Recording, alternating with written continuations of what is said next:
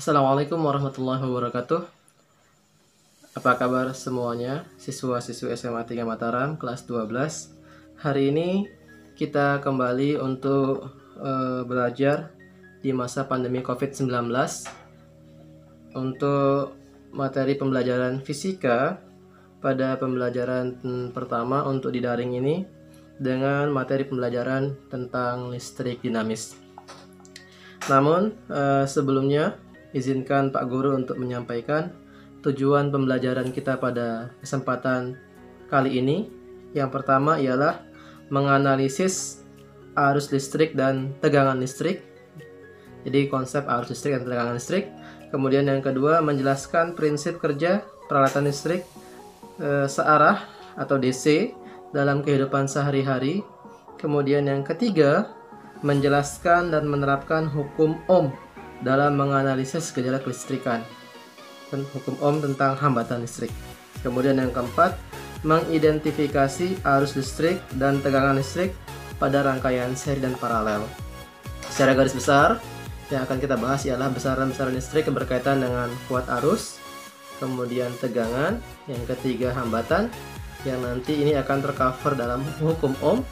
Kemudian setelah itu kita akan nanti membedakan antara rangkaian seri dan rangkaian paralel. Sebelum kita memulai pembelajaran hari ini, kita menyemangati diri dulu dengan salam semanti, yakni sehat, cerdas, juara. Baik, siswa-siswi SMA 3 Mataram kelas 12 yang luar biasa. Pada kesempatan kali ini, sebelum memulai pembelajaran, alangkah baiknya kalian mempersiapkan diri terlebih dahulu dan mempersiapkan LKPD atau lembar kerja peserta didik yang sudah Pak Guru share. Kemudian kita mulai dengan berdoa menurut keyakinan masing-masing. Berdoa silahkan. Oke. Kita lanjutkan. Nah, pertama nih, di waktu SMP kita pernah belajar tentang muatan listrik yang diam atau kita kenal dengan istilah listrik statis, dan muatan listrik yang bergerak atau kita kenal dengan listrik dinamis. Lalu yang ingin kita bahas kali ini ialah pada rangkaian listrik ada muatan-muatan yang mengalir. Misalnya menyalanya lampu ini, terus cara ngecas laptop atau HP kamu, dan pada dasarnya sih cara nyalain hampir semua perangkat elektronik itu bisa terjadi karena muatan-muatan listrik ini bergerak atau mengalir. Selanjutnya, bagaimana ya konsep mengalirnya muatan listrik ini? Apa sih hubungan antara muatan listrik dan arus listrik yang mungkin pernah kita dengar? Mari kita simak penjelasannya berikut ini.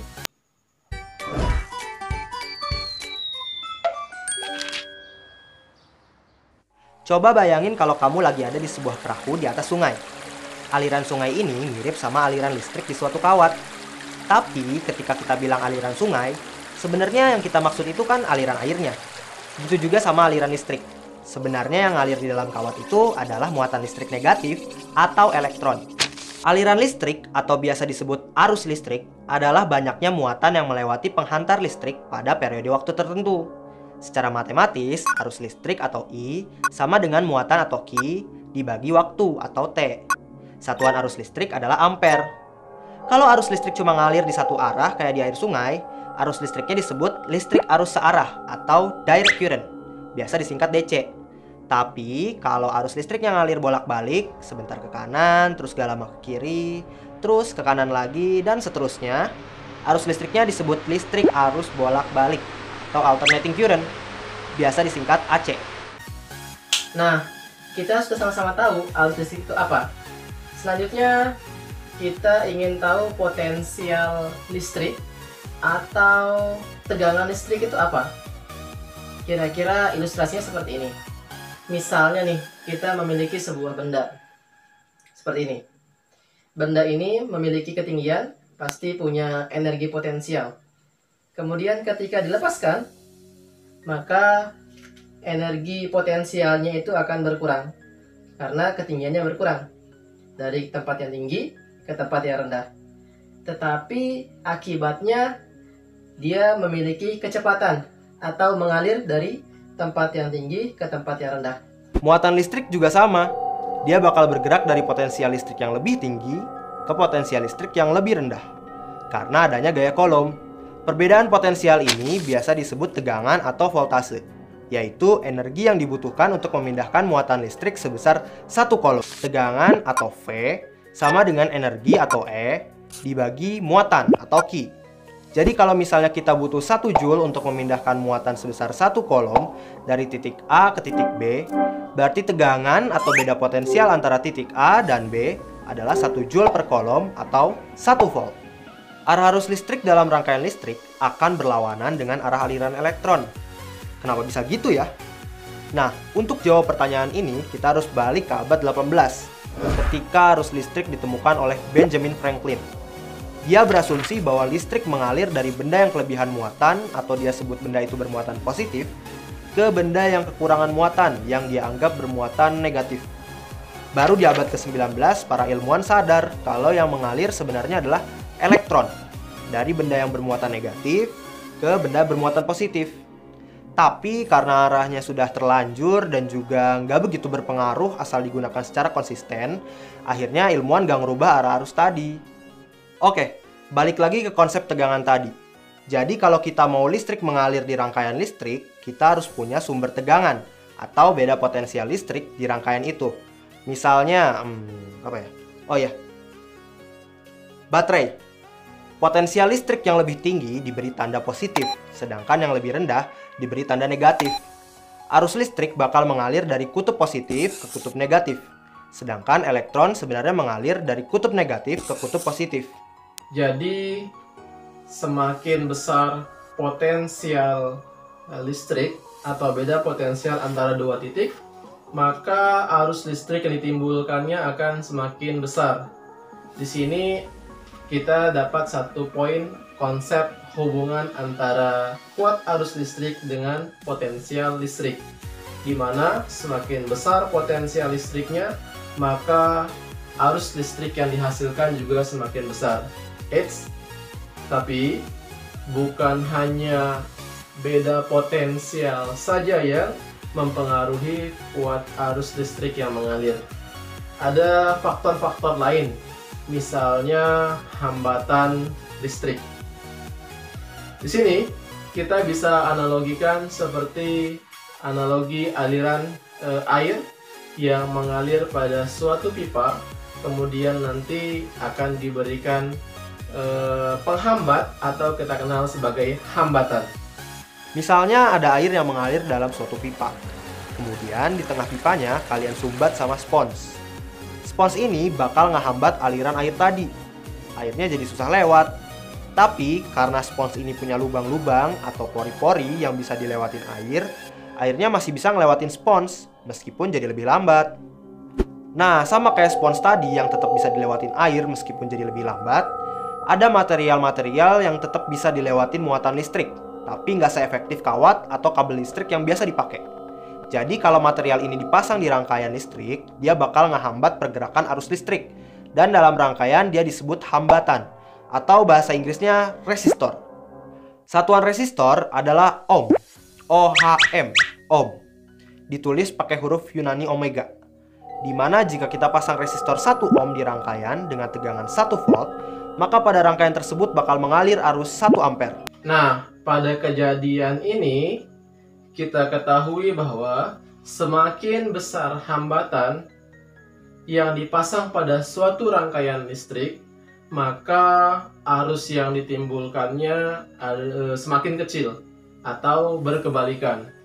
Sebaliknya, semakin kecil hambatan yang dipasang pada suatu rangkaian listrik, maka arus yang dihasilkan akan menjadi semakin besar.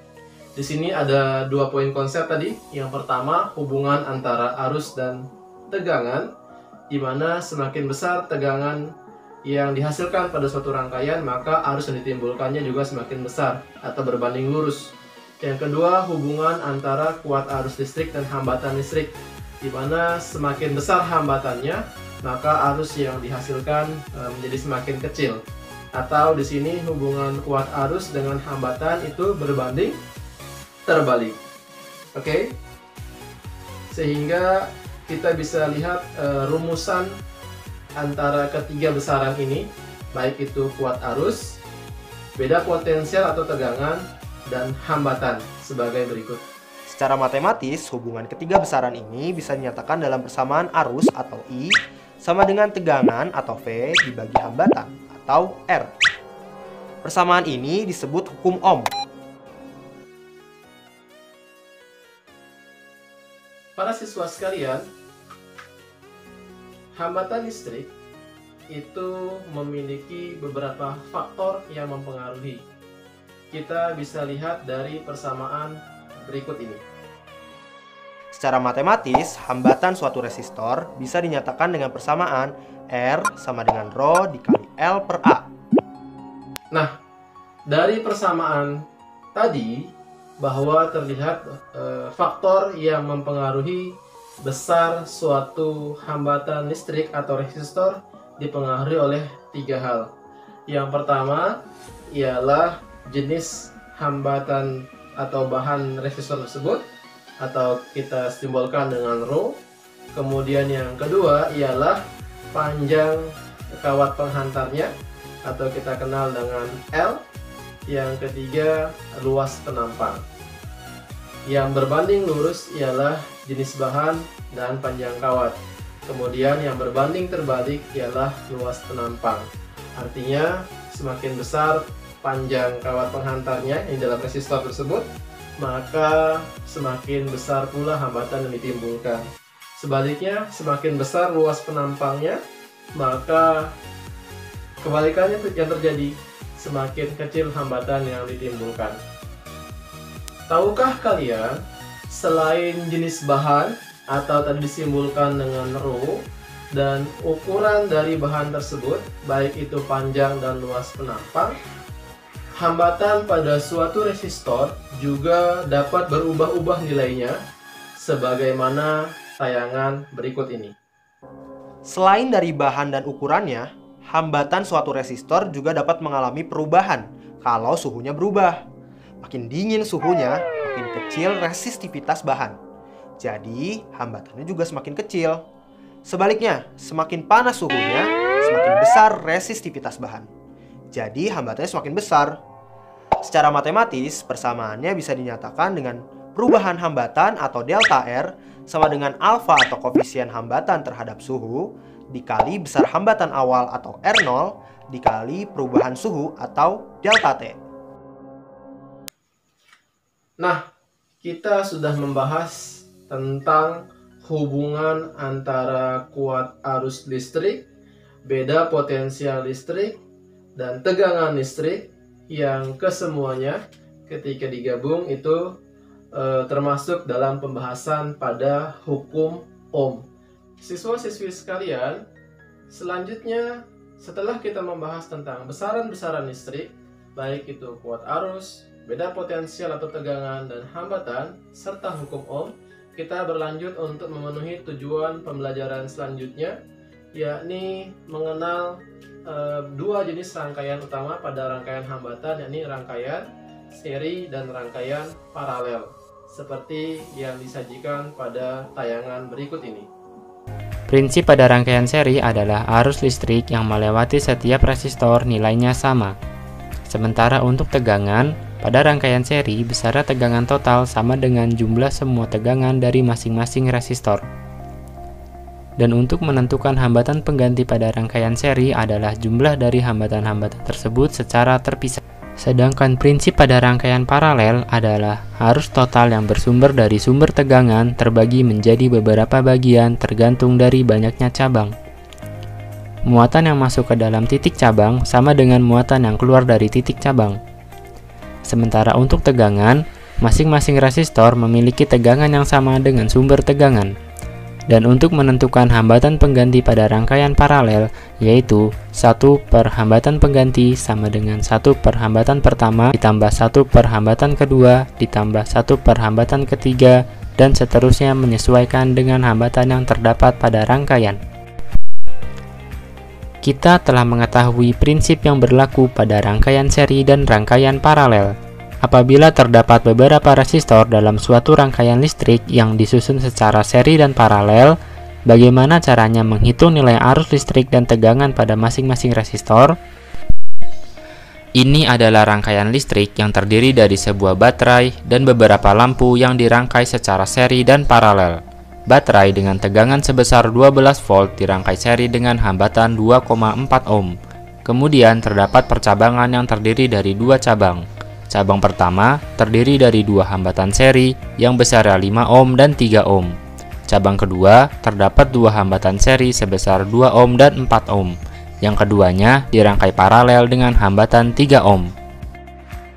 Sekarang, mari kita sederhanakan rangkaian ini sehingga hanya tersisa satu hambatan, yang mana hambatan tersebut adalah hambatan pengganti yang mewakili dari semua hambatan yang terdapat pada rangkaian. Dengan memperoleh hambatan pengganti, kita bisa mengetahui besarnya arus listrik yang dihasilkan baterai dalam rangkaian tersebut. Kemudian, dengan menggunakan hukum Ohm, kita bisa menghitung nilai tegangan dan arus listrik pada masing-masing lampu. Pertama, kita mulai dengan menemukan hambatan pengganti untuk hambatan yang dirangkai seri pada sisi kanan rangkaian, yaitu hambatan 2 ohm dan 4 ohm. Dengan menjumlahkan kedua hambatan, maka didapatkan hambatan penggantinya sebesar 6 ohm. Sekarang pada cabang ini, tersisa dua hambatan yang tersusun secara paralel. Dengan menggunakan persamaan hambatan paralel, kita dapat menyederhanakan hambatan 3 ohm dan hambatan 6 ohm menjadi satu hambatan sebesar 2 ohm. Sekarang, pada cabang ini tersisa satu hambatan. Sekarang, ayo kita lihat cabang yang lainnya. Pada cabang ini, terdapat hambatan 5 ohm dan 3 ohm yang disusun secara seri. Dengan menggunakan persamaan hambatan seri, maka hambatan penggantinya sebesar 8 ohm. Sekarang, pada cabang ini tersisa satu hambatan.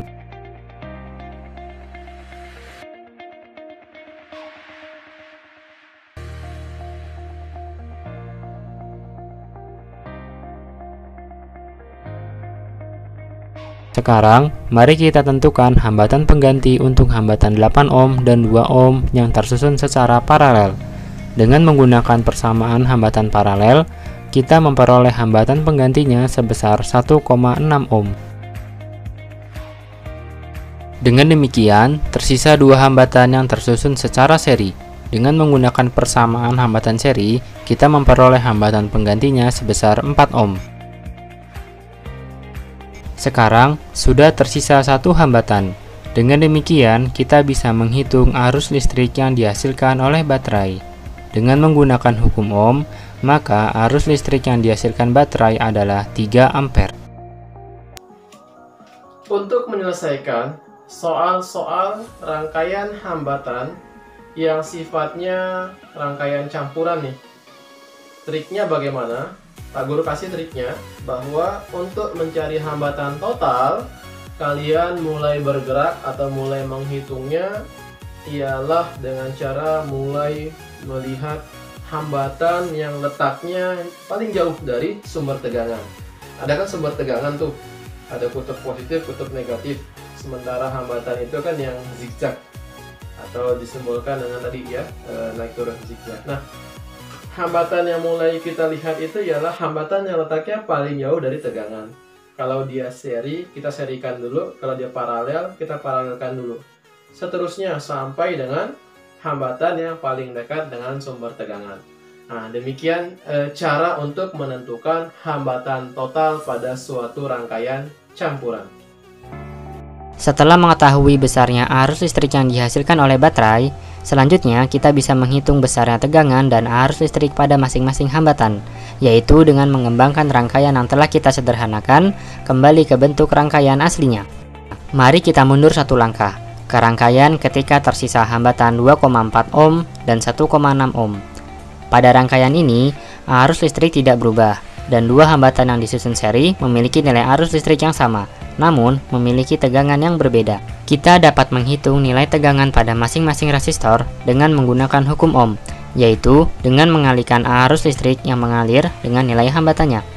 Pada hambatan 2,4 ohm, maka nilai tegangannya sebesar 7,2 volt. Sementara pada hambatan 1,6 ohm, nilai tegangannya sebesar 4,8 volt. Nilai kedua tegangan yang diperoleh bila dijumlahkan akan bernilai sama dengan tegangan pada baterai, yaitu sebesar 12 volt. Selanjutnya, kembangkan ulang hambatan 1,6 ohm yang merupakan gabungan dua hambatan yang disusun secara paralel. Kita telah mengetahui bahwa dua hambatan yang dirangkai paralel memiliki tegangan yang sama, sehingga pada hambatan 8 ohm dan 2 ohm memiliki tegangan yang sama sebesar 4,8 volt. Perlu diingat, meskipun tegangannya sama, namun arus listrik yang mengalir pada setiap cabang tidaklah sama. Karena nilai hambatan dan tegangan sudah diketahui, maka dengan menggunakan hukum Ohm, kita bisa menghitung besarnya arus listrik yang mengalir pada masing-masing hambatan. Pada hambatan 8 ohm yang memiliki tegangan 4,8 volt, maka arus yang mengalir pada hambatan tersebut sebesar 0,6 ampere. Dan pada hambatan 2 ohm dengan tegangan yang sama yaitu 4,8 volt, arus yang mengalir pada hambatan tersebut sebesar 2,4 ampere. Apabila kita tambahkan kedua arus tersebut, maka hasilnya sama dengan 3 ampere. Hasil tersebut sama seperti arus ketika memasuki titik cabang. Hal ini sesuai dengan hukum kekekalan muatan, yaitu muatan yang masuk ke titik cabang sama dengan muatan yang keluar dari titik cabang. Selanjutnya, kembangkan hambatan 2 ohm yang merupakan gabungan dari dua hambatan yang dirangkai paralel, yaitu hambatan 3 ohm dan hambatan 6 ohm. Kita telah mengetahui bahwa tegangan pada kedua hambatan ini adalah sama, yaitu sebesar 4,8 volt. Namun, arus yang mengalir pada kedua hambatan memiliki nilai yang berbeda. Dengan menggunakan hukum Ohm, kita bisa menghitung arus pada setiap hambatan, yaitu dengan membagi nilai tegangan dengan nilai hambatannya. Jadi, tegangan 4,8 volt dibagi hambatan 3 ohm hasilnya sama dengan 1,6 ampere. Begitu juga pada hambatan yang satunya, dengan tegangan 4,8 volt yang dibagi hambatan 6 ohm hasilnya sama dengan 0,8 ampere. Bila kedua arus tersebut ditambahkan, hasilnya sama dengan 2,4 ampere, yang mana hasilnya sama seperti ketika arus memasuki titik. Selanjutnya, kembangkan hambatan 6 ohm pada bagian kanan rangkaian yang merupakan gabungan dari dua hambatan yang dirangkai seri oleh hambatan 4 ohm dan 2 ohm. Karena tersusun seri, maka arus yang mengalir pada kedua hambatan tersebut bernilai sama, namun nilai tegangannya berbeda. Dengan menggunakan hukum Ohm, kita bisa menghitung nilai tegangan pada masing-masing hambatan, yaitu dengan mengalihkan nilai hambatan dengan arus yang mengalir pada hambatan tersebut. Untuk hambatan 2 ohm yang dialiri oleh arus sebesar 0,8 ampere, maka nilai tegangannya sebesar 1,6 volt. Dan pada hambatan 4 ohm yang dialiri oleh arus yang sama, maka nilai tegangannya sebesar 3,2 volt.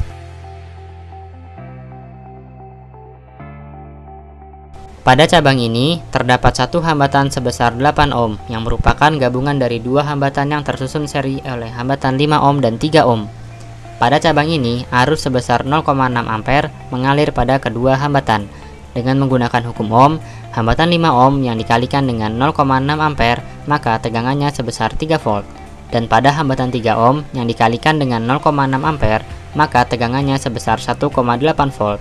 Bila kedua tegangan tersebut kita tambahkan, hasilnya sama dengan 4,8 volt. Hasil tersebut sama dengan nilai tegangan pada hambatan 8 ohm sebelum kita kembangkan. Baik, demikian materi pembelajaran kita untuk kesempatan kali ini. Pesan Pak Guru, jangan lupa untuk mengerjakan LKPD yang telah diberikan. Selain itu, taati dan patuhi protokol kesehatan dalam masa pandemi COVID-19 ini, yakni tetap menggunakan masker, kemudian selalu cuci tangan dengan air mengalir, dan jaga jarak, serta jangan lupa bahagia. Sekian pembelajaran hari ini, kurang lebihnya mohon dimaafkan. Wabillahi taufiq wal hidayah. Assalamualaikum warahmatullahi wabarakatuh.